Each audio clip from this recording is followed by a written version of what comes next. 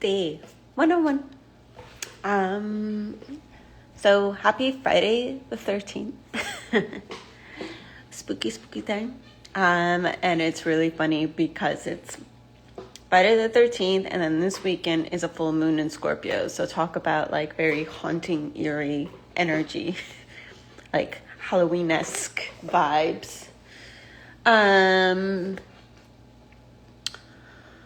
So what I want to talk about today is actually the solar plexus chakra. So I totally forgot that I was like talking about the chakras during my lives. Like I already did the root chakra a couple of lives ago, and I did the sacral.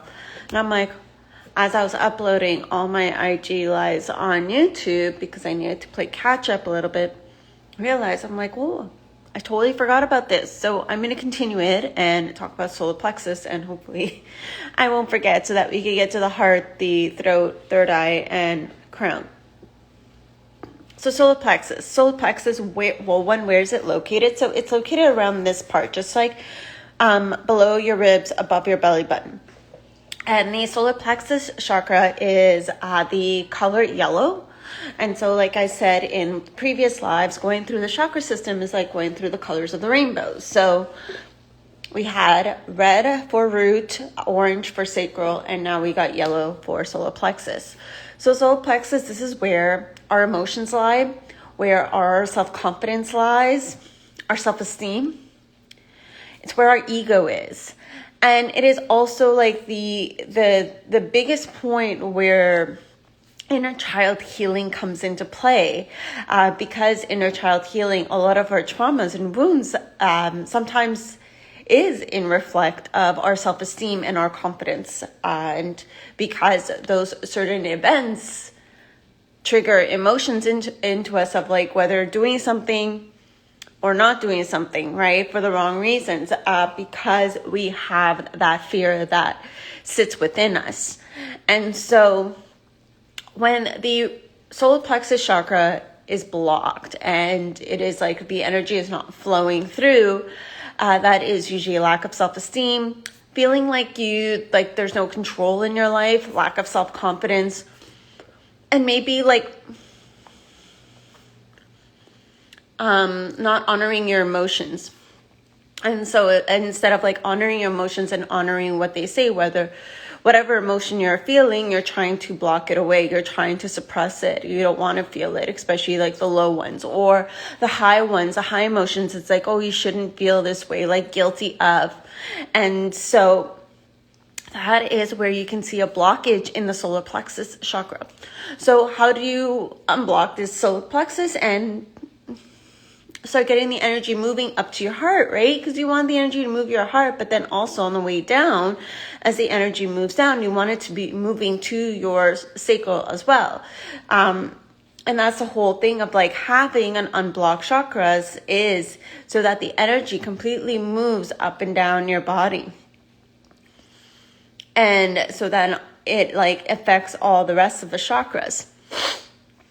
And so obviously meditation, any guided solar plexus meditation, frequency music, super key.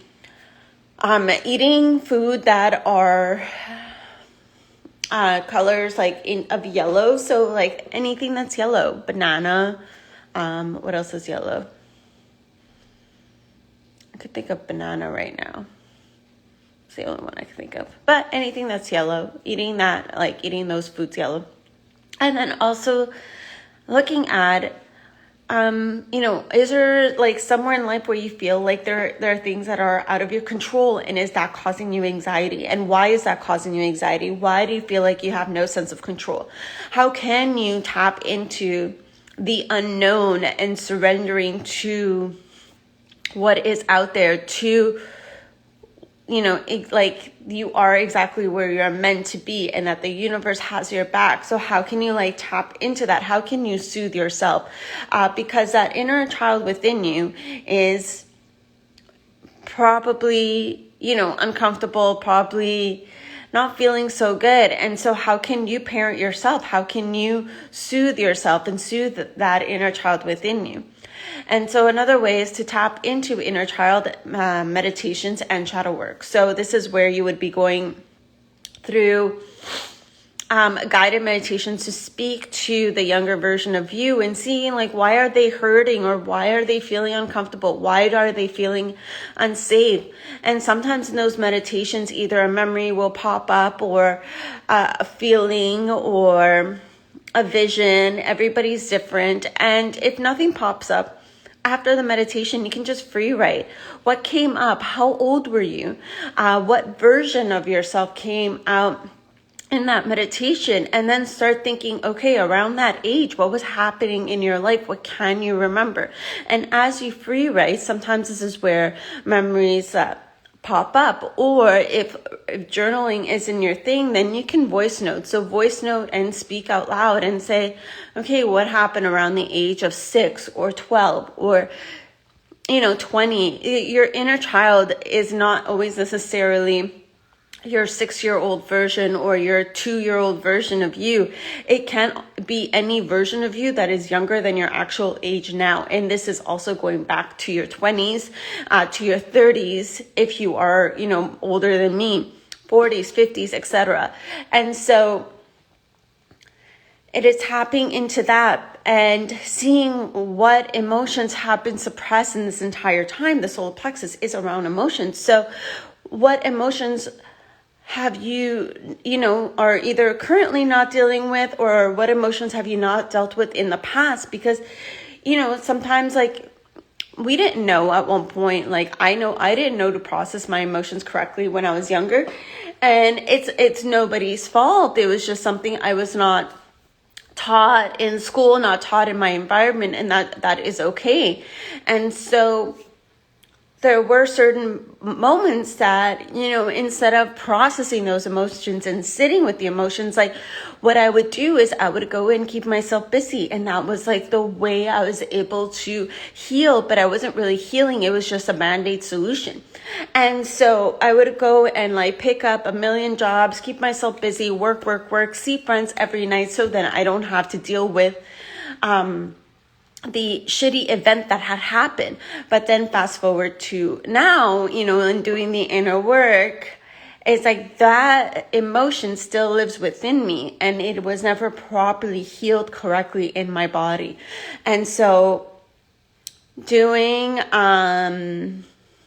the like the inner child healing and like bringing that up and parenting myself and allowing myself to feel what is like meant to be felt is extremely powerful. And there are different ways to heal, like obviously journal prompts, meditations. There is also breath work, and breath work is a really powerful tool that I've used. And I've also done and had somebody do energy healing on me, and which is extremely powerful as well, to start moving the energy out. Movement is another way to move the energy out, but first you have to recognize it, and you have to kind of like get to the root of the problem and see what it is telling you, in order to say, okay, this is what I'm actually releasing.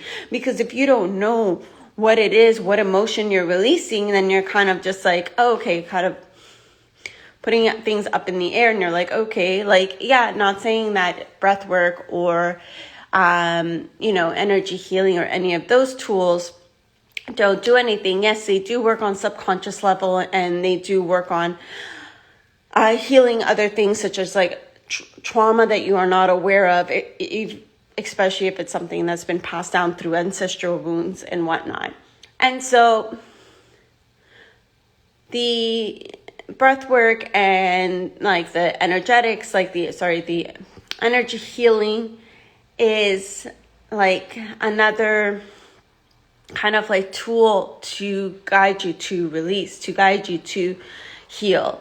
But that is not meant to do like the work completely for you. You are still meant to do the work yourself.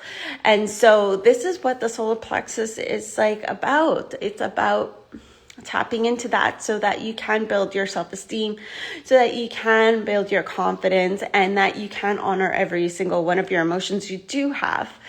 And so I wanted to share that with you. And Let me know if you like this video. So please like, share, comment. The next one will be on the heart chakra. I will definitely let you know when I'll be doing that one. So whatever feels in divine timing. So thanks for watching. Bye.